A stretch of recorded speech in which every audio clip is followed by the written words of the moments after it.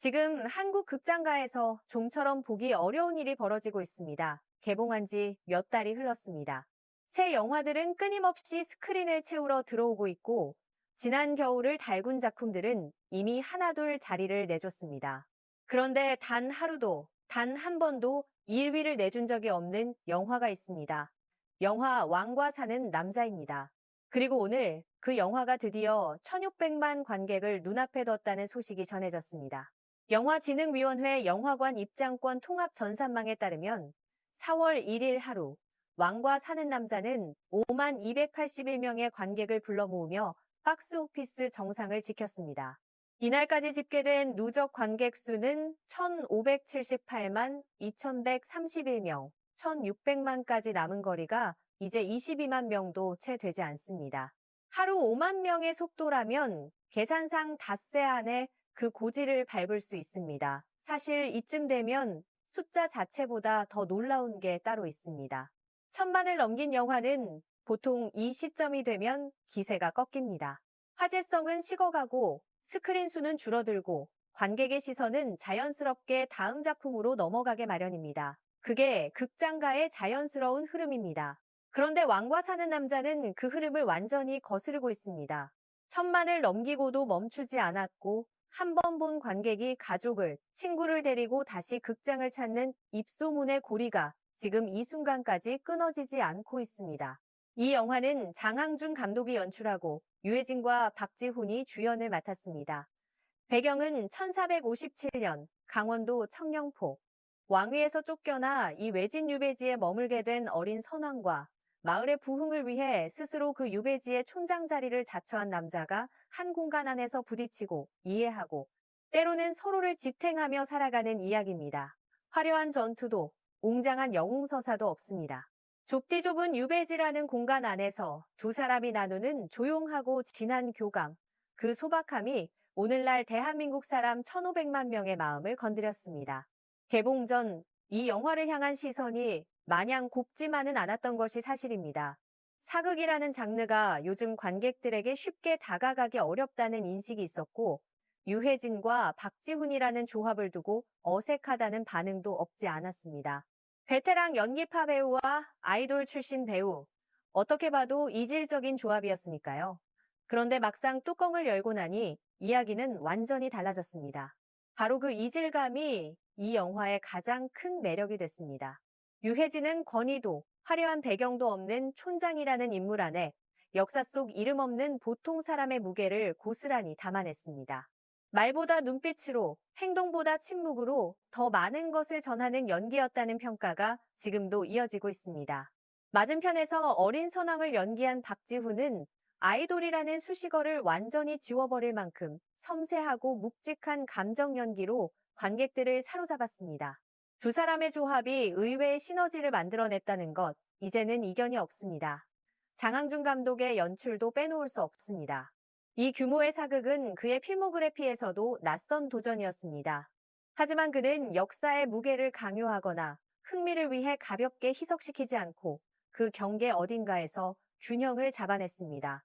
청령포라는 유배지의 고요함 속에서 권력이란 무엇인지, 사람이 사람에게 기댄다는 것이 어떤 의미인지를 조심스럽게 물어가는 방식은 이 영화를 단순한 역사 드라마가 아닌 하나의 인문학적 사유처럼 느끼게 합니다. 어른 관객에게는 삶의 무게로, 젊은 관객에게는 역사를 새로운 눈으로 바라보는 창으로 닿았다는 이유가 여기에 있습니다. 이 영화의 흥행이 갖는 의미는 단순히 관객 수에서 끝나지 않습니다. 왕과 사는 남자는 현재 한국 역대 박스오피스 흥행 순위 3위에 올라 있습니다. 그리고 바로 위 2위 자리를 지키고 있는 작품이 어떤 영화인지 아신다면 지금 이 상황이 얼마나 극적인지 실감하실 겁니다. 2위는 극한 직업입니다. 2019년 개봉 당시 코미디 영화의 한계를 뛰어넘으며 1,626만 명이라는 역대급 기록을 세운 작품입니다. 왕과 사는 남자는 지금 그 극한 직업의 등 뒤 22만 명 차이까지 바짝 쫓아붙어 있습니다. 만약 1,626만의 벽을 넘어선다면 전투도 없고 영웅도 없는 조용한 유배지 사극이 한국 역대 흥행 2위에 오르는 전례 없는 일이 벌어지게 됩니다. 그리고 그 위에는 역대 1위 명량이 있습니다. 2014년 개봉해 이순신 장군의 이야기로 1761만 명을 동원한 작품입니다. 왕과 사는 남자가 명량의 기록까지 바라보려면 아직 180만 명 이상이 더 필요합니다. 쉬운 길이 아닙니다. 하지만 불과 몇 주 전만 해도 지금 이 자리조차 누구도 예상하지 못했다는 점을 생각하면 가능성의 문을 쉽게 닫기가 어렵습니다.